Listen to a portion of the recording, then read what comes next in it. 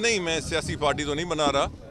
मैं इस वक्त तमाम तर तवज्जो अपने हलके के अवाम को फिर मुतहर्रिक करना है। किस पार्टी में जाना है ये बामी मशरिक के साथ होगा।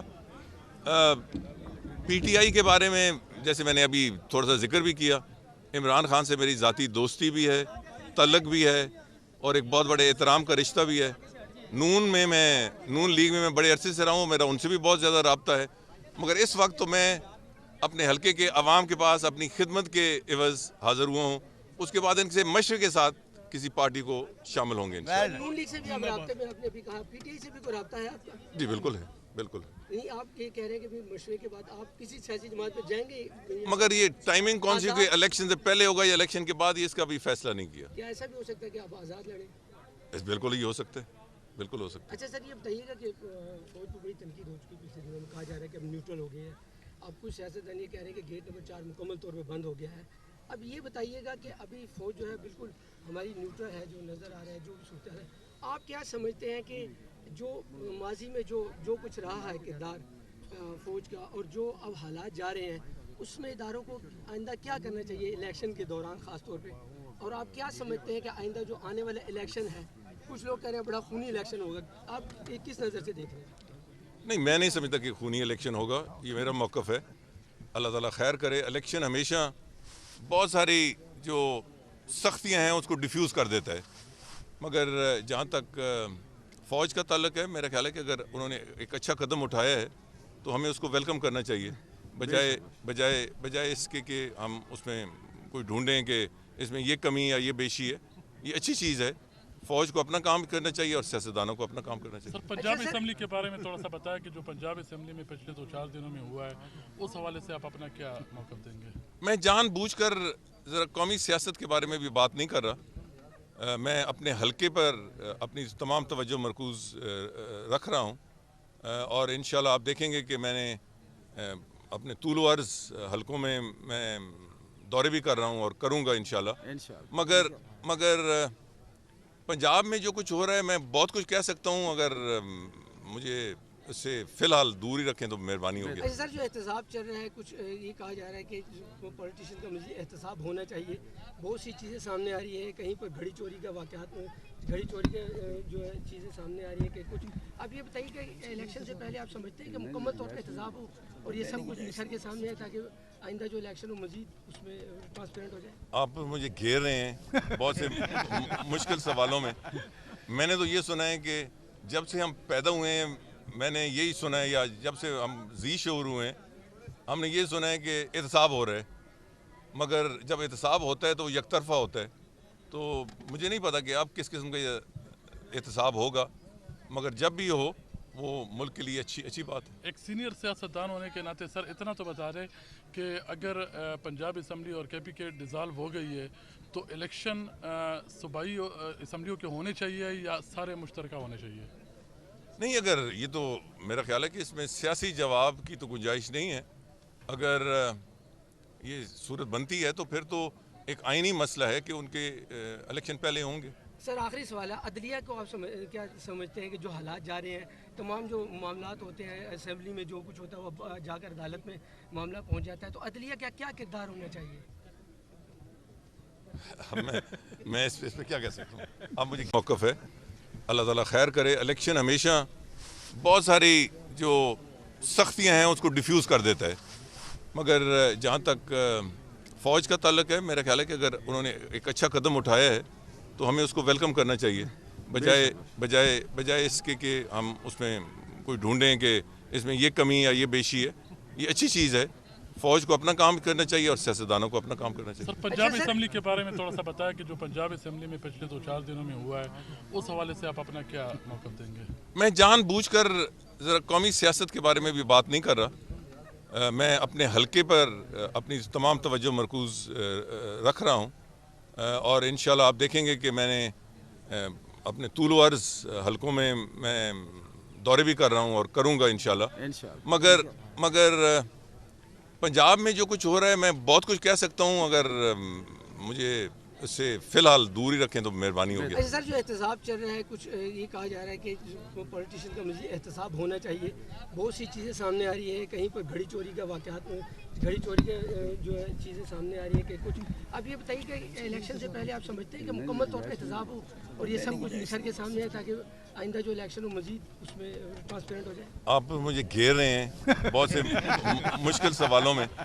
मैंने तो ये सुना है कि जब से हम पैदा हुए हैं मैंने यही सुना है, या जब से हम जी शऊर हुए हैं हमने ये सुना है कि एहतसाब हो रहा है, मगर जब एहतसाब होता है तो वो यकतरफा होता है।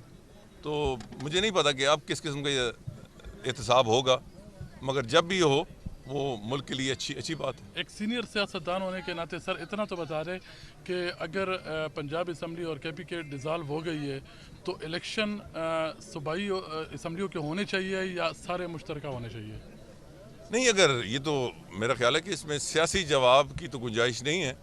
अगर ये सूरत बनती है तो फिर तो एक आइनी मसला है कि उनके इलेक्शन पहले होंगे। सर आखिरी सवाल है, अदलिया को आप क्या समझते हैं कि जो हालात जा रहे हैं, तमाम जो मामलात होते हैं असेंबली में जो कुछ होता है वो जाकर अदालत में मामला पहुंच जाता है, तो अदलिया क्या क्या किरदार होना चाहिए?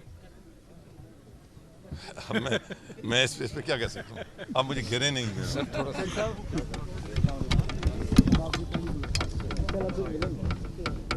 बड़ी मशहूर शख्सियत थी ज़्यादा अमीर हैदर, उनके लिए भी जानब ने चंद अशार लिखे थे जो मैं चौधरी साहब की नज़र करता हूँ। नहीं है कोई भी दाग सजदा तेरी जबी पर, नहीं है कोई भी दाग सजदा तेरी जबी पर, डटा रहा अरसा वफा में तू जिंदगी भर, खड़े साहिल पे हम समंदर का तू शनावर, मैं अपनी इज्जत बढ़ा रहा हूँ तेरे लिए चंद शेर कहकर। अजाब है अपनी सादा लोही, लोग हमें सादा लो समझकर लूटते रहे हैं। अजाब है अपनी सादा लोही, लबों पे रहती है बात दिल की। हमारी जो दिलों की बात है वो लबों पे आती है, मुनाफिक नहीं है। लबों पे रहती है बात दिल की, जमाना कहता है उसको मानूं, नहीं झलक जिसमें कोई तेरी, मुनाफिकों में गिरे हुए हैं, किधर से निकलेंगे इनसे बचकर। ज़बानो दिल मुख्तलिफ नहीं है, ज़बानो दिल मुख्तलिफ नहीं है। कहा जो तूने वही किया है, कहाँ कोई इस तरह जिया है, कहाँ कोई बादबीर तुझसा, तू वो नवा है दबा न पाया जिसे जहां में कोई सितमगर। जनाब चौधरी निसार अली खान साहब को मैं आपसे मुखातब होने के लिए दावत देता हूं। इससे पहले उनके लिए एक बुलंद और दबंग नारा लगना चाहिए। चौधरी निसार अली खान जिंदाबाद।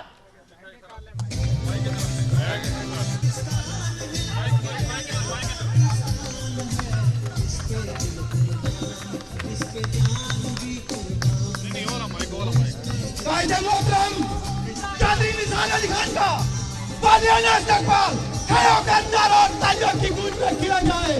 किसने कहा अनजान बन के आया कर, किसने कहा अनजान बन के आया कर, तू तो उमर गाँव वालों के दिलों का मेहमान बन के आया कर। क्या दिल की सुल्तानत तो तुझे बख्श दिया चौधरी निसार। तू आज के बाद इंडियन मिनिस्टर नहीं बल्कि मोरगांव वालों के दिलों का सुल्तान बन गया, सुल्तान बन गया, सुल्तान बन गया। मैं गले लगना जाना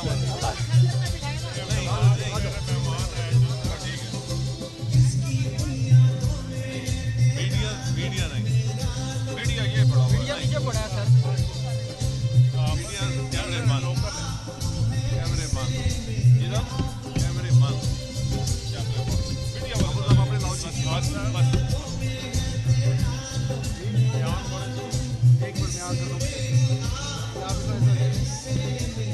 करता हूँ।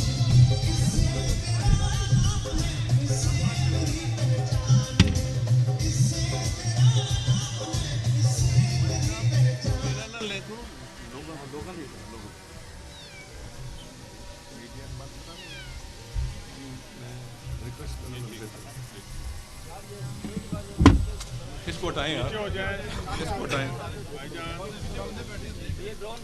ड्रोन बंद करो।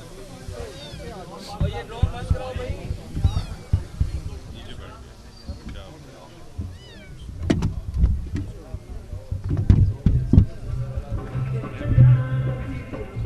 एक मिनट।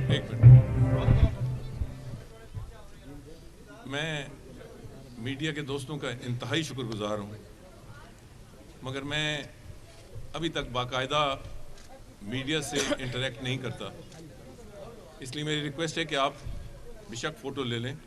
मेरी भी मैं इब्तदाई जो बात करूंगा उसके बाद कैमरे बंद कर दें। उसकी वजह ये है, आपकी इज़्ज़त एहतराम मेरे दिल में है और मीडिया के बगैर तो सियासतदान पनप भी नहीं सकता। मगर ज़रा मैं कुछ देर बाद इंशाल्लाह इंटरेक्ट करूंगा, तो इसलिए बहुत सारे मुझे गिले होते हैं कि हमें नहीं बुलाया, हमें नहीं बुलाया। तो आपके आने का बहुत शुक्रिया। आप ज़रूर मेरी बातों का रिपोर्ट कर सकते हैं मगर रिकॉर्ड नहीं कर सकते। मेरी रिक्वेस्ट है आपसे। शुरू करता हूं उसके नाम से जिसके नाम से हर इब्तदा है, जिसके नाम से हर इंतहा है। उसकी हम्दो सना अल्हम्दुलिल्लाह कि वो मेरे मोहम्मद का खुदा है। बिस्मिल्लाहिर्रहमानिर्रहीम।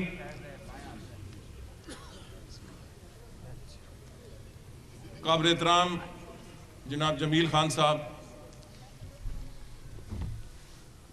बड़ी लंबी लिस्ट है। अगर मैं चेयरमैन साहबान, मलिक मेहरबान साहबान, तारिक तनवीर साहब का और बाकी दोस्तों का नाम लेना शुरू करूं, मैं सबकी खिदमत में सलाम पेश करता हूं और आपका शुक्रिया अदा करता हूं।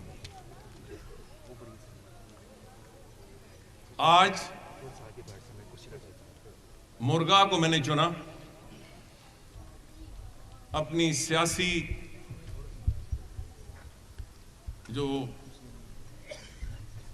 जदोजहद है उसका आगाज करने। मैं पिछले 4 से 5 साल एक लिहाज से सियासी तौर पे गोशे नशीन था। बस ये अब कैमरे बंद कर दें, ये इसलिए कि मैं हल्के के अवाम से जरा बात करता हूँ। मेहरबानी होगी। अब चलो बात मीडिया से, अच्छा चलें आप कहते हैं तो अब मेहरबानी से सारे कैमरे बंद कर। उसकी वजह यह है कि मैं हल्के के अवाम से ज़रा खुली की बात करता हूँ तो कोई ऐसी बात निकल जाती है जो फिर सोशल मीडिया की जीनत बनती है, फिर मीडिया की जीनत बनती है और बंदा सफाइयाँ देते देते परेशान हो जाता है। तो इसलिए मैं आज बाकायदा तौर पर अपनी सियासत का आगाज़ उसी जगह से करने चला हूँ जहाँ मेरी खिदमत का बहुत बड़ा निशान मौजूद है। और मैं